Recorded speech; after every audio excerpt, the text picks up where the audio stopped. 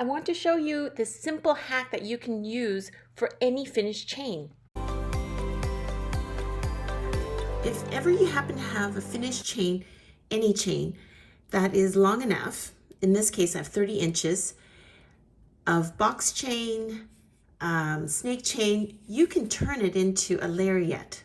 You can cut open this part, remove it, the clasp. Now you have two finished ends. Take a jump ring, close it like this, And do the same thing on the other side.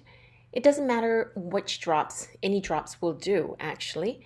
And now you have both sides, and all you have to do is do a hitch knot, so the two together, and you have yourself a lariat necklace.